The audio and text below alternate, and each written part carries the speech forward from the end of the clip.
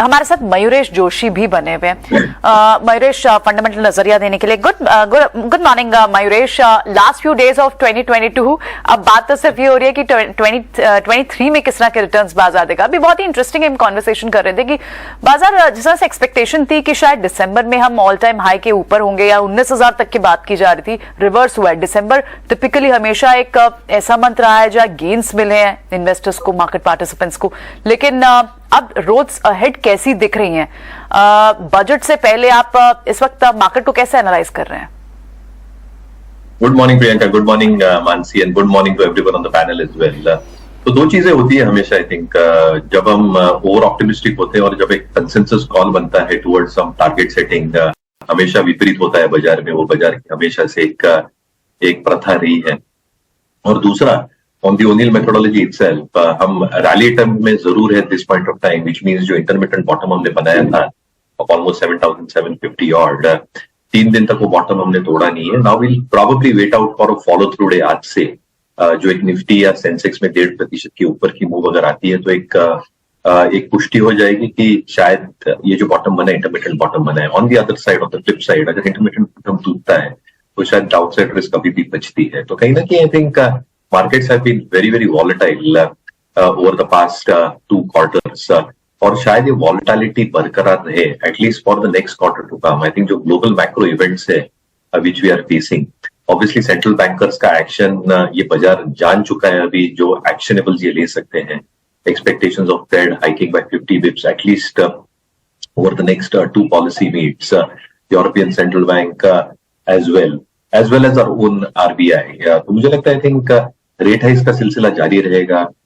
थोड़ी growth dynamics पे impact definitely आएगी across the globe, and because of that I think जो recessionary fears है, क्या ये सॉफ्ट लैंडिंग होती है, हार्ड लैंडिंग होती है at the end of first quarter, is what we will probably come to no.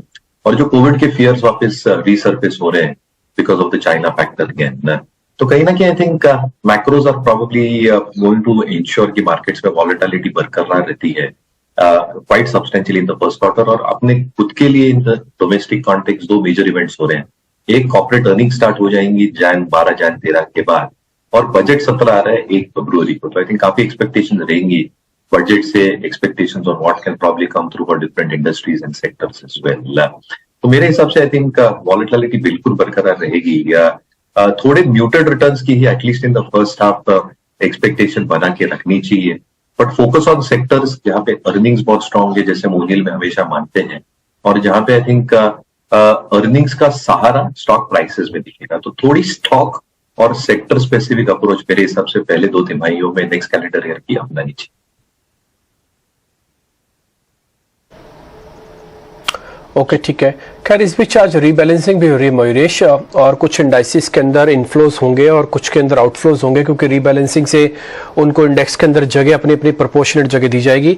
मेरे पास जो डाटा है जो मानसी ने बनाया है उस हिसाब से मैं बता देता हूं। आज ये कंप्लीट होगा, कल से इफेक्टिव हो जाएगा। इसमें एक्सिस बैंक, भारतीय एयरटेल और अदानी पोर्ट्स, ये कुछ एक ऐसे शेयर्स होंगे जहां पे इनफ्लोज बढ़ेगा, यानी कि पैसा आएगा, और जो आउटफ्लोज होंगे उसमें बजाज फिनसर्व है। मैंने इन दोनों में से एक शेयर चुन लिया। पहला चुना है अदानी पोर्ट्स, दूसरा चुना है बजाज फिनसर्व। मैं सिर्फ इसी थीम पे चल रहा हूं कि बजाज फिनसर्व कमजोर होगा क्योंकि टेक्निकली भी वीक है, और अदानी पोर्ट बहुत स्ट्रांग होगा क्योंकि सामने बजट भी है, सरकार पॉलिसी बेस्ड काम जरूर करेगी। आप इन दोनों शेयर्स पर अपना व्यू पॉइंट क्लियर कर दीजिए। Adani port, Bajaj Finserv. And I am so sorry, I forgot to wish all of you, आपको, प्रियंका, मानसी, सब पैनलिस्ट और दर्शक जो ईटी नाउ स्वदेश देख रहे हैं, very very happy new year. और उम्मीद करता हूं कि अगला साल हेल्दी, वेल्दी और प्रॉस्परस रहे आपके परिवार के लिए। जहां तक 2 स्टॉक्स का सवाल रहा जो आपने पूछे दीप्ति। अच्छा, ये तो हम बोलने वाले थे मयूरेश, ये तो आपने पहले बोल दिया है, तो पहले हम बोलने वाले थे आपसे। अरे आपने बोला से एक ही बात है दीप्ति जी, तो उसमें कोई फर्क नहीं पड़ता। तो 2 चीजें आई थिंक चलो ठीक है, कोई बात नहीं। कुल मिला के हैप्पी न्यू ईयर होना चाहिए सर, कुल मिला के हैप्पी न्यू ईयर होना चाहिए सबका। एब्सोल्युटली, और हेल्दी और वेल्दी रहे, so I think that is the more important mantra. जहां तक आपके स्टॉक्स का सवाल रहा है, ऑब्वियसली एक डाउन ट्रेंड ट्रेजेक्टरी में रहा है Bajaj Finserv. RS rating obviously has become very very weak on the annual parameters as well. 2 चीजें हो रही है। एक, आई थिंक जो हम मोमेंटम देख रहे थे कोविड काल में, क्या वो मोमेंटम फिजल आउट हो रहा है eight this point of time? in terms of new disbursals probably coming through. Asset quality, obviously, I think जो pressures हमने पहले वेव में देखे थे कोविड के 2-2.5 वर्ष पहले, obviously they have been waning, but कहीं ना कहीं I think valuations जो एक extended level पे थे, मार्केट से शायद भाग के चल रहा है कि जो एक हेवी बेस बना है ये सारी कंपनीज के लिए, वो हेवी बेस क्या ये रेप्लिकेट कर पाए या आउटबीट कर पाए. तो I think the entire story, जैसे मैं मेरे ओपनिंग रिमार्क्स में कह रहा था, क्या अर्निंग्स आउटबीट होती है. एट ओनिल हमारा मानना हमेशा होता है कि 20-25% पिछले 2 तिमाहियों में और पिछले 2 वर्षों में, अगर 2 से 3 वर्षों में अगर कंसिस्टेंटली कंपनी कर पा रही है तो कहीं ना कहीं आई थिंक एक वैल्यूएशन जो एक प्रीमियम मिलता है वो शायद एक सस्टेन हो. शायद स्ट्रीट को डर है कि जो बेस बजाज फिनसर्व ने बनाया है, क्या वो 15 से 20% का एक आउट परफॉर्मेंस दे सकती है अगले वर्ष के लिए. तो मुझे लगता है I think with the technical parameters और जो फंडामेंटल्स का जो एक न्यूट्रल सा एक व्यू आ रहा है, वहां पे थोड़ा आई थिंक एक रेंज बाउंड ट्रेड रहेगा. जहां तक अडानी पोर्ट्स का सवाल रहा है, obviously I think in terms of the volume growth itself substantial improvement होने की उम्मीद हम जो लगाए बैठे थे, वो शायद ये फाइनेंशियल ईयर ने डिलीवर किया है. अगले वर्ष के लिए I think it's going to be the same old story. I think अगर रिसेशनरी फैक्टर्स होते हैं अक्रॉस द ग्लोब, क्या वॉल्यूम एक्टिविटी में एक डीग्रोथ देखने मिलेगी ईयर ऑन ईयर, क्या रियलाइजेशंस में एक थोड़ी डीग्रोथ देखने मिलेगी year on year as well, और उसकी वजह से क्या अर्निंग्स जो एक एक्सपेंडेड बेस पे सुपीरियरली प्रूव किए थे अडानी पोर्ट्स में, क्या वो एक फ्लैटिश से रहेंगे ये वर्ष के लिए, और क्या प्रीमियम वैल्यूएशन देना जायज बनता है. तो टेक्निकल रीजंस के लिए बिल्कुल हो सकता है, बट दोनों सेक्टर्स के लिए मुझे लगता है एक हेवी बेस की वजह से अर्निंग्स की री रेटिंग थोड़ी मुश्किल लग रही है. देयरफॉर रेंज बाउंड ट्रेड शायद पॉसिबल हो दोनों स्टॉक्स के लिए. हालांकि टेक्निकल फैक्टर्स बिल्कुल प्ले हो सकते हैं when it comes to buying or selling as far as the index adjustment. ठीक है, अडानी पोर्ट्स के लिए अर्निंग की विजिबिलिटी यानी कि मुनाफे का ट्रैक रिकॉर्ड यहां से क्या रहने वाला है, इसको लेकर थोड़े से सवाल उठेंगे, लेकिन आपके लिए शायद ट्रेड के मौके जरूर बन सकते हैं. मयूरेश, आपको हमारी तरफ से भी हैप्पी न्यू ईयर. उम्मीद करेंगे कि आपका अगला साल और बेहतर और अच्छा हो, और जो कि कोविड को लेकर जो टेंशन हमने झेली हैं वो सारी चीजें पीछे छूटे और एक नए नोट पे एकदम बिल्कुल एक फ्रेश नए साल की हम शुरुआत करें. एक बार भारती एयरटेल को डिस्कस करते हैं मयूरेश जोशी के साथ. मयूरेश, एक बहुत ही इंटरेस्टिंग रिपोर्ट भी मैं अभी पढ़ रही थी भारती एयरटेल पर ही कि भारती हालांकि 5G मोनेटाइजेशन को लेकर ये थी, लेकिन अगर टैरिफ हाइक यहां से होता है, जो ऑन द कार्ड्स दिख भी रहा था, फरवरी से टैरिफ हाइक लेते हैं, सो इसके आरपूज को समझते हुए और टैरिफ हाइक को समझते हुए कितना बड़ा यहां से एक मोमेंटम प्ले हो सकता है भारती एयरटेल के लिए? तो प्रियंका, 2 चीजें हो रही है भारतीय एयरटेल के लिए. एक आई थिंक जो एक सिलेक्टिव हाइक्स ले रहे रीजन्स में, ये 2 स्टेट्स में इन्होंने ऑलरेडी ली थी 3 या 4 महीने पहले, वो इफेक्टिवली प्ले आउट होंगे बिकॉज जो कैश फ्लोज है वो इंप्रूव होते जाएंगे. इट्स ऑन रिकॉर्ड कि सुनील भारती मित्तल साहब ने बहुत स्पष्ट तरीके से कहा है कि आरपूज जो है यहाँ से और भी नॉर्थवर्ड जाने चाहिए. तो हम जो 200 रुपए आरपू की उम्मीद लगाए बैठे by the end of this financial year and much more than that in the next fiscal, अगर ये होने लग जाता है तो जितनी स्पेक्ट्रम पे आउट्स है existing at this point of time, और जो न्यू स्पेक्ट्रम या केपेक्स करना है उनको for the 5G roll out, I think that cash flow should be good enough to suffice. दूसरी बात आप देखिए, जो इनकी ब्रॉडबैंड सर्विसेज है यहाँ पे, क्योंकि competition is coming through Jio and some local players as well, वहां पे कोई प्राइस कट्स हमने देखे नहीं, इसलिए जो इबिटा परफॉर्मेंस है ब्रॉडबैंड सर्विसेज या जो B2B या एंटरप्राइज सर्विस हम कहते हैं वो शायद बरकरार है. तीसरा इनका जो अफ्रीकन बिजनेस है that is expected to do well. तो ओवरऑल जो मार्जिन है धंधे की ओवरऑल कंसोल बेसिस पे आई थिंक 49-50% के आसपास रहनी चाहिए. इंक्रीजिंग आरपूस अलॉन्ग विद दो सम ऑफ पार्ट्स वैल्यूएशन आता है टावर बिजनेस को लेके, यहाँ पे फुल यूटिलाइजेशन हो जाएगा और वहां से भी एक कॉन्ट्रीब्यूशन आ जाएगा. अफ्रीकन बिजनेस अगर आप मिड सिंगल डिजिट्स में भी ईवी बिट्टा पे वैल्यू करें तो वहां पे भी पोटेंशियल अपसाइड बनती है. और रिसेशन फियर्स अगर रहते भी है तो आई थिंक जो data consumption in the space है जो कोविड काल में यूज हो गया है substantial manner, I think that is still expected to continue at a reasonable pace. यहाँ पे कोई कमी आप एक डीग्रोथ शायद देखने ना मिले.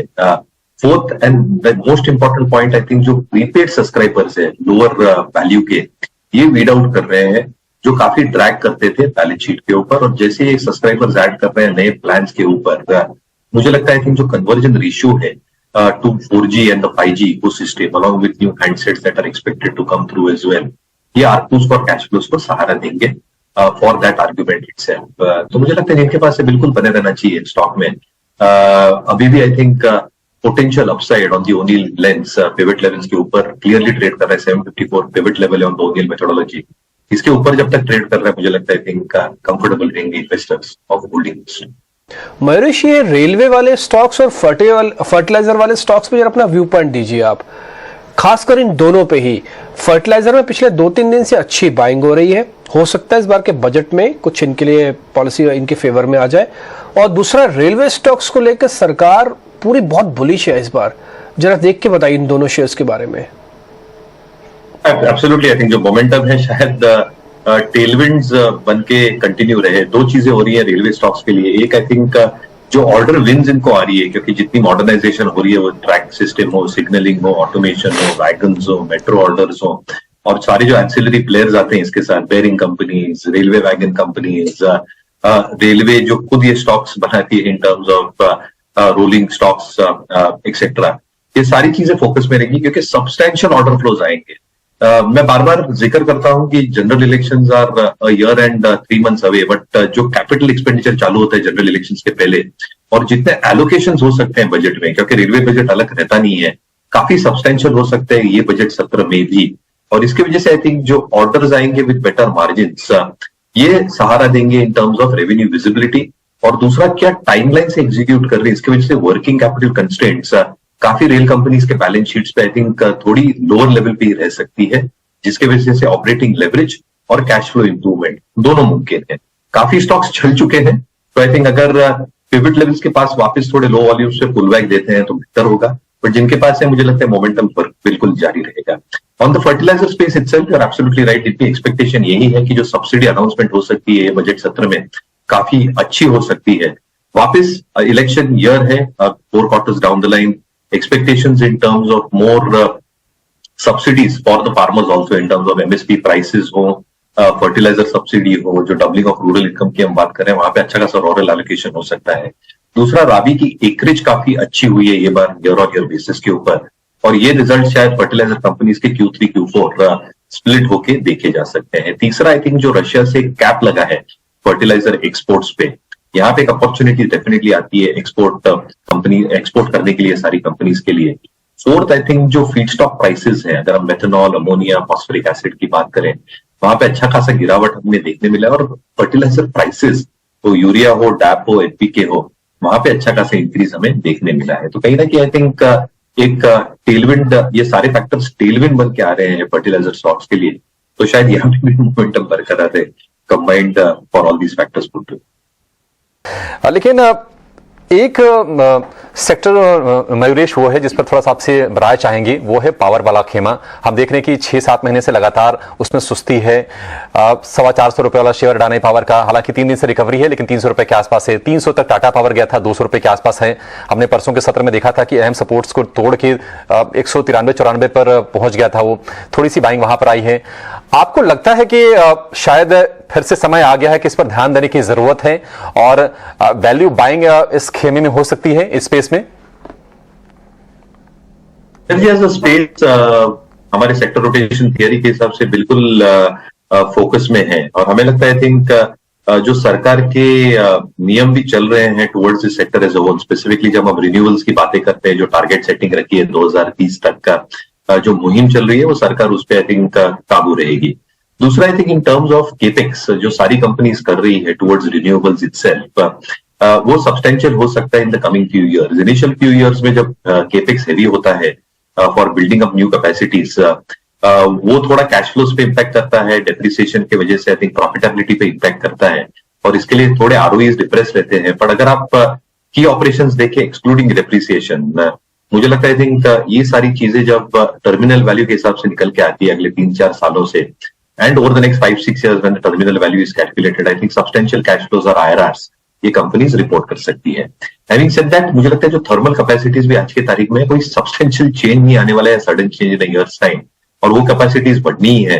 गवर्नमेंट सहारा डेफिनेटली देगी पावर फॉर ऑल के हिसाब से, considering again the election year itself. तो जैसे निकुंज भी बता रहे थे, आई थिंक काफी कुछ थीम्स जो सराउंड करेंगे या सेंट्रल रहेंगे बजट के आसपास, वहां पे ठीक ठाक एलोकेशन रह सकते हैं। तो renewables as a space can do really well, वहां पे अच्छे खासे एलोकेशन हो सकते हैं, but thermal will continue to grow.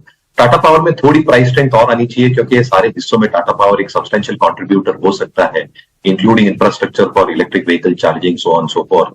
and solar and wind renewables as well. But अभी आई थिंक जो पिवट लेंस के काफी पास है यूनिल लेंस, ये दो सरकारी कंपनीज आ रही है एनर्जी स्पेस में से, एनटीपीसी, पावर ग्रिड, थोड़ा एक मूव और चाहिए आरएस स्ट्रेंथ और आरएस रेटिंग के हिसाब से। बट ये तो कंपनीज का जैसे केपेक्स चल रहा है, कैपिटलाइजेशन टू केपेक्स रेशियो जिस हिसाब से बढ़ रहा है, और जो उम्मीद लगाए बैठे in terms of tariff realisations as well, along with improvements in core ROEs और डिविडेंड यील्ड, जो ये सारी कंपनीज, दोनों कंपनीज रिपोर्ट करती है, ये दो कंपनीज आपके वॉच लिस्ट पे जरूर लेनी चाहिए। तो I think energy as a space is something we like at this point of time. हमें लगता है पावर ग्रिड, एनटीपीसी आपके वॉच लिस्ट।